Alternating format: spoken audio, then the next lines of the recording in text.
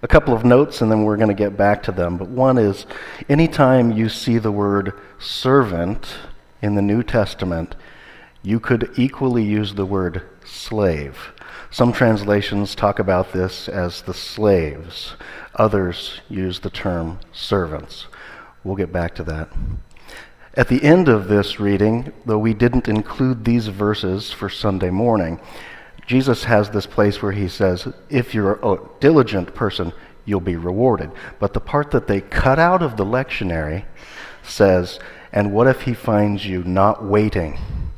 And to that one, he's still using the same analogy, not saying this is what should happen, but he says, won't that master cut you in half?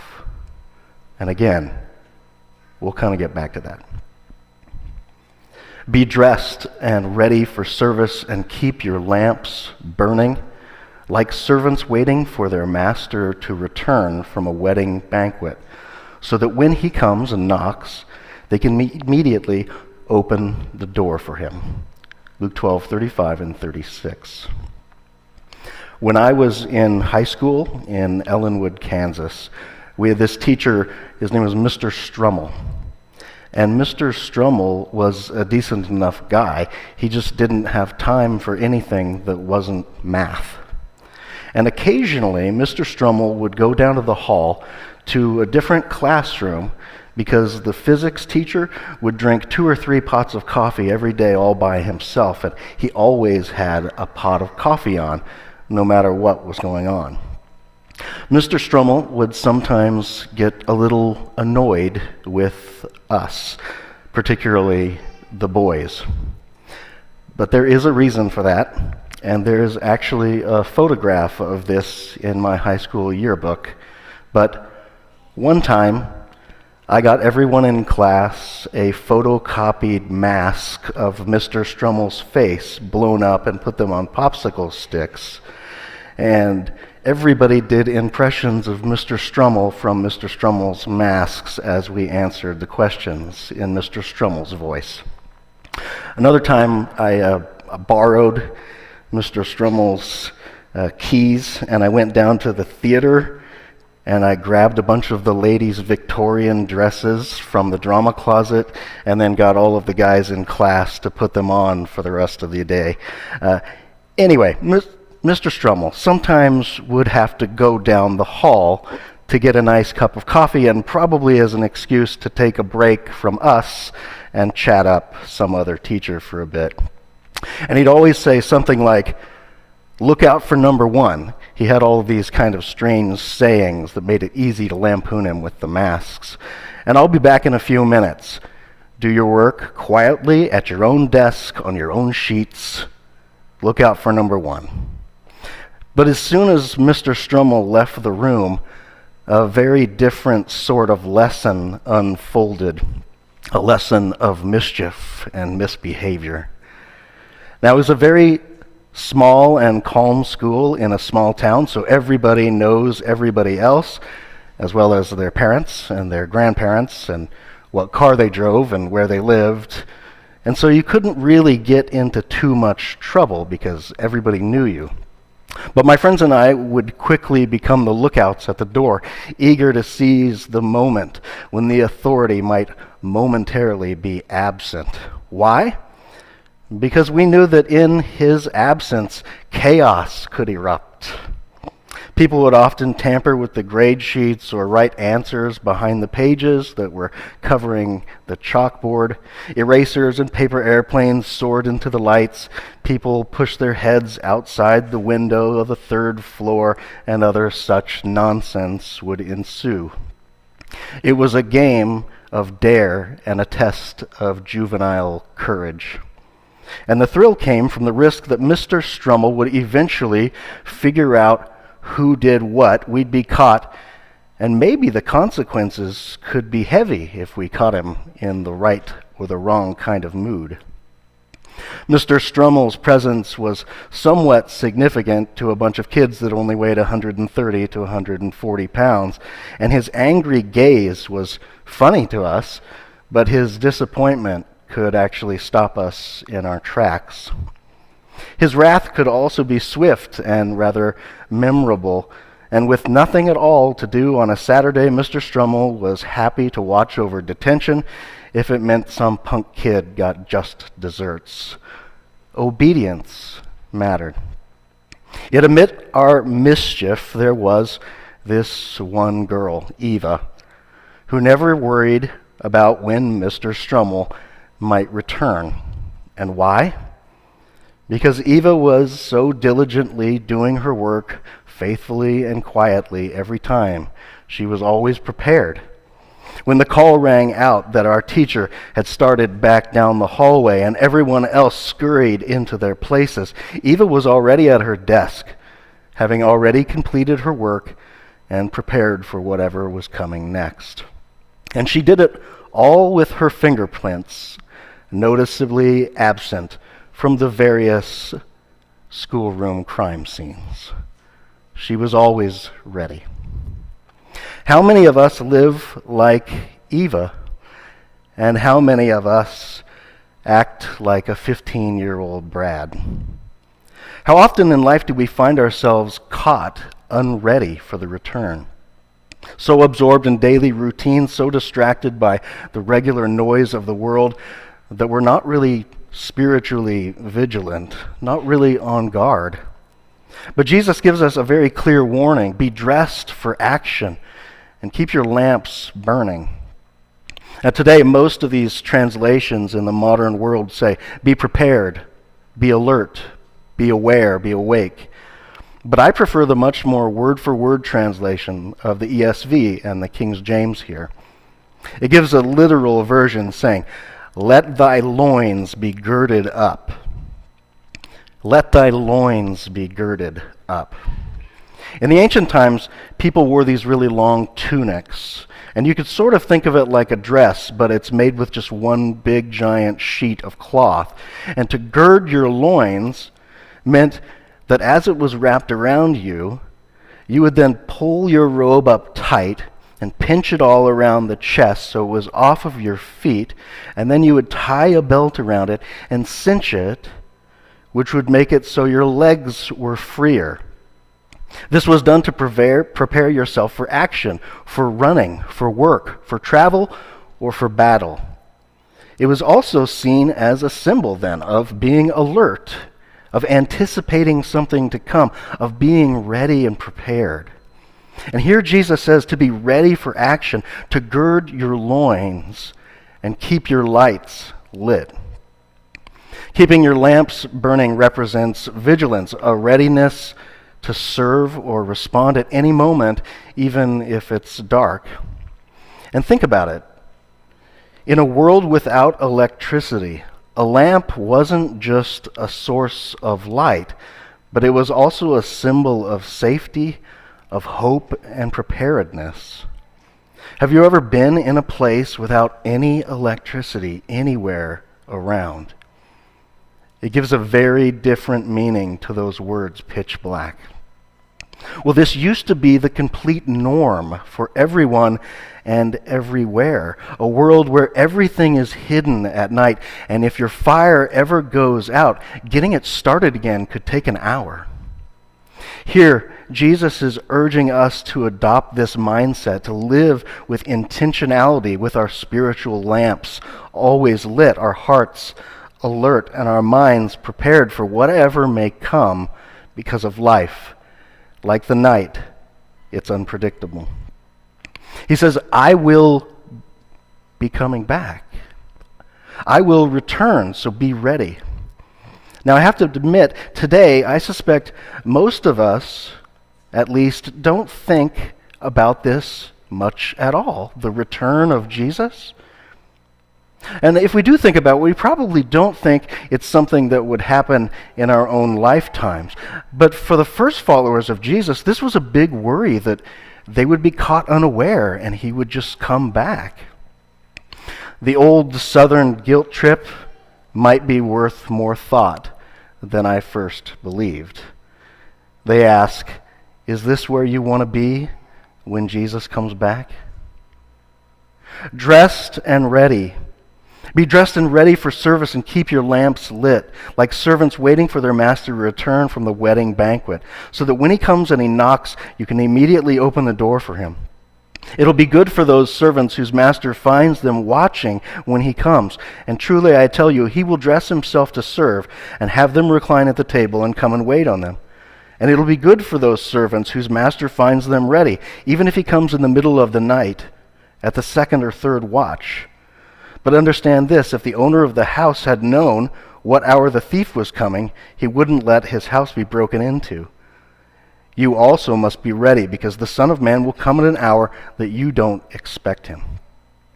Now, I don't think this is something most Christians think about, let alone talk about, but the return of Christ is actually a part of what we claim to believe, even when we say the Apostles' Creed together. And it's something that we say at every communion service, that Christ will come again. And that is not an expectation of simply heaven. It is different. I believe that this will happen, but I also wonder if maybe it will look quite a bit different than what we expect. The Bible seems to have this tricky habit of turning expectations on their heads. We don't know when Christ will return, just as the servants in the parable did not know the exact hour their master would come back from the wedding feast. And that's the point. In Jesus' day, about 20% of households had slaves or servants. Neither of those words actually works in English that well. You could sort of think of this as being very evil. That word slavery certainly makes the blood boil. But honestly, unless you grow your own food and make your own clothes, you have servants too. We just do it a little differently. Additionally, in the Bible, most servants or slaves, they were merely working off debt that they owed. Or very often, they were working for free, but they were working for free in order to learn a trade from the master or someone in the master's family. Today, we would call that an internship or an apprenticeship program.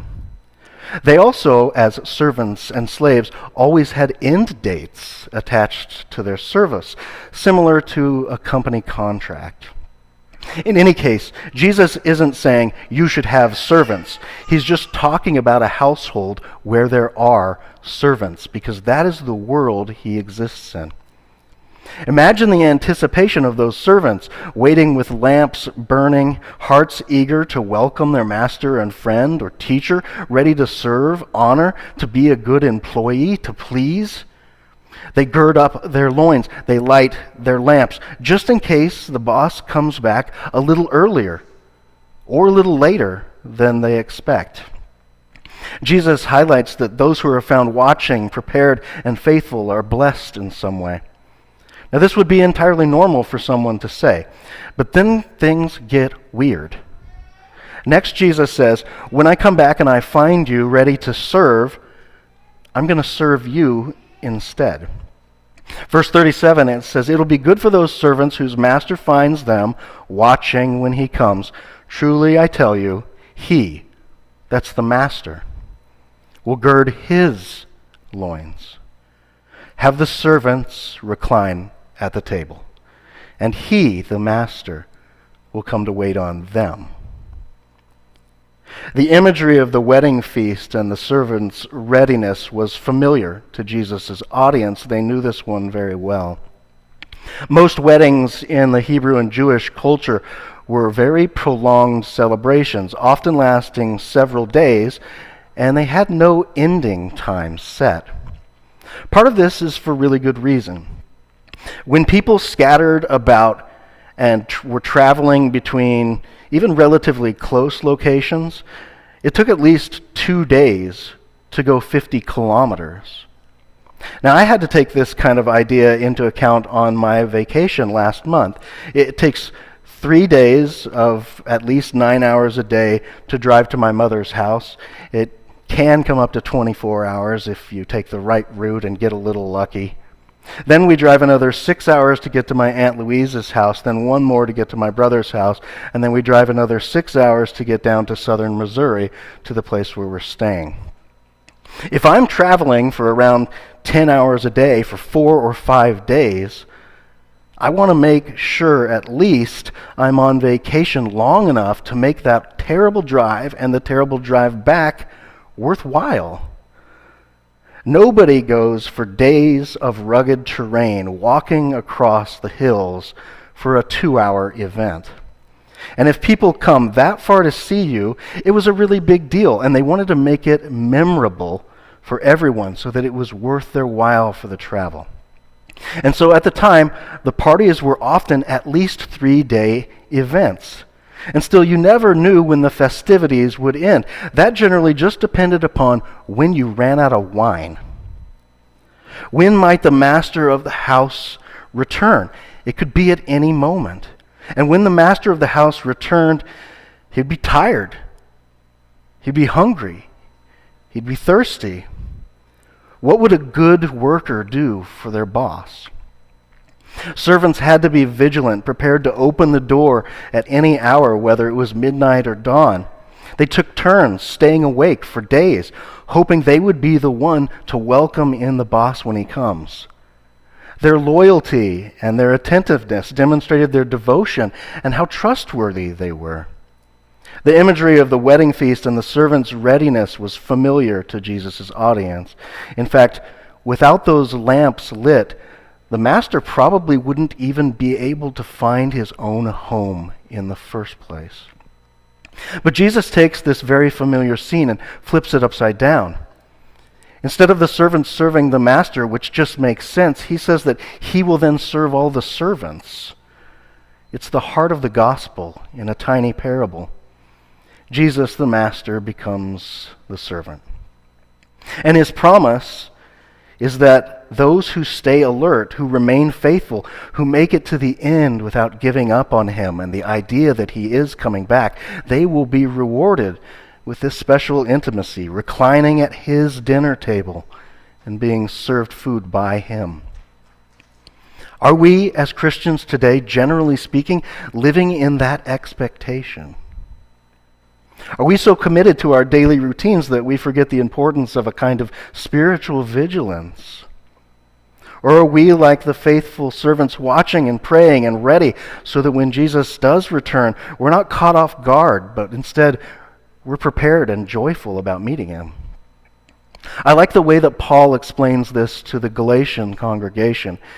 He wrote very simply, "Let us not become weary in doing good things, for at the proper time he will reap the harvest if we do not give up on him."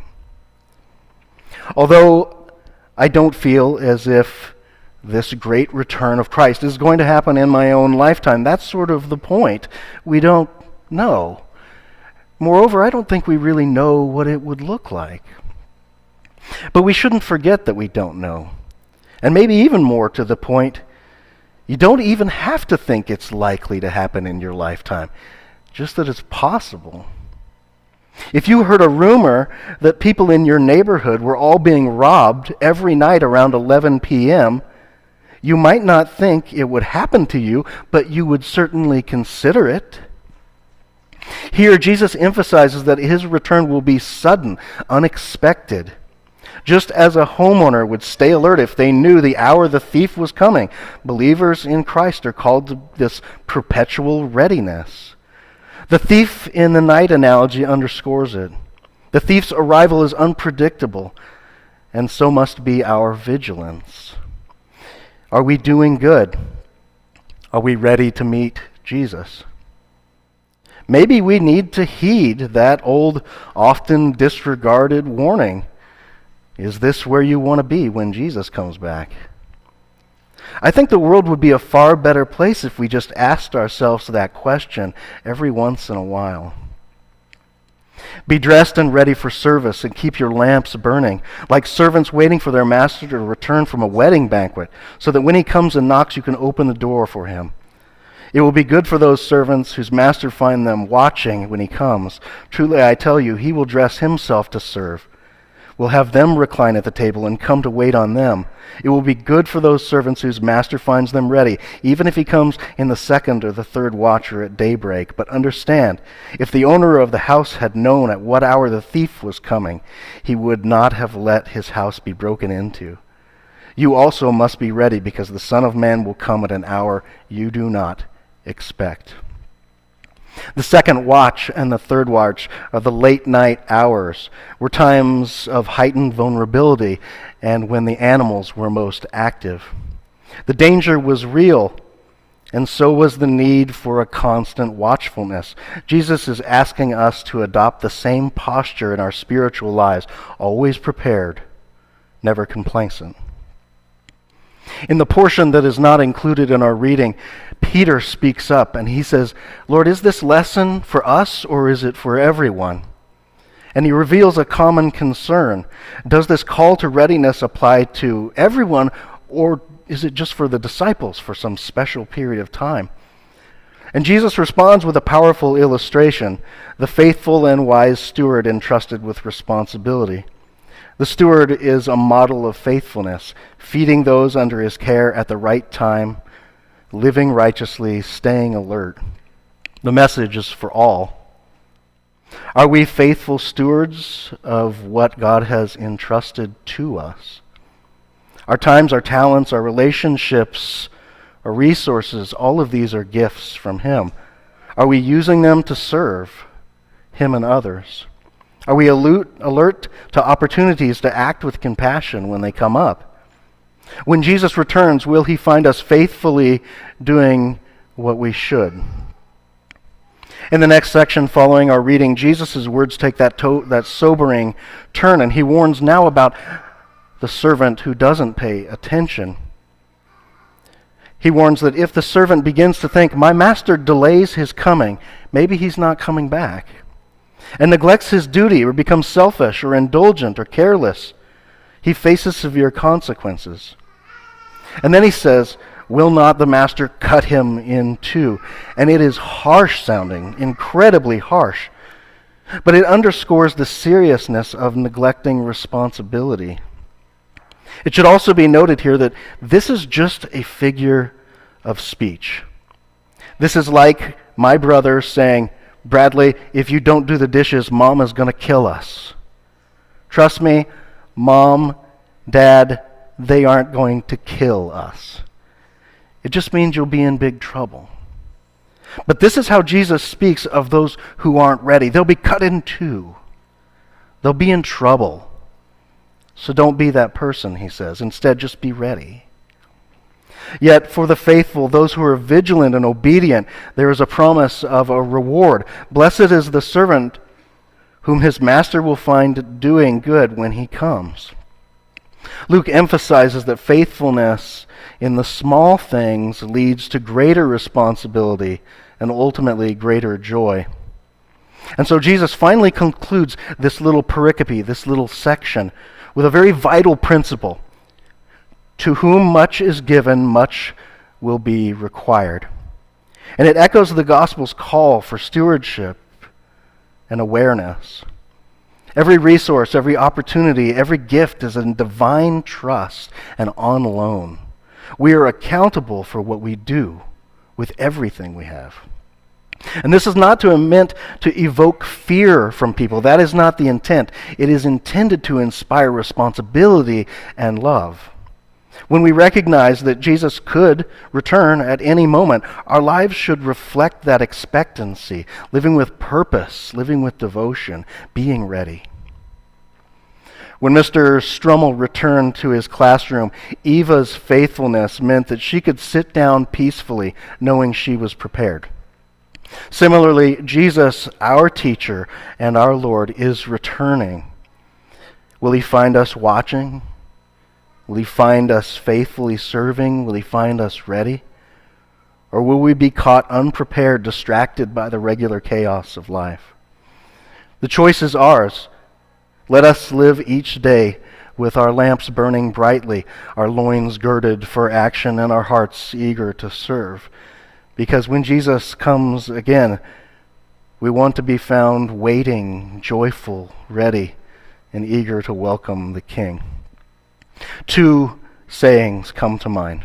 One, is this where you want to be when Jesus comes back? And two, would you rather hear, well done and good, faithful servant? Amen.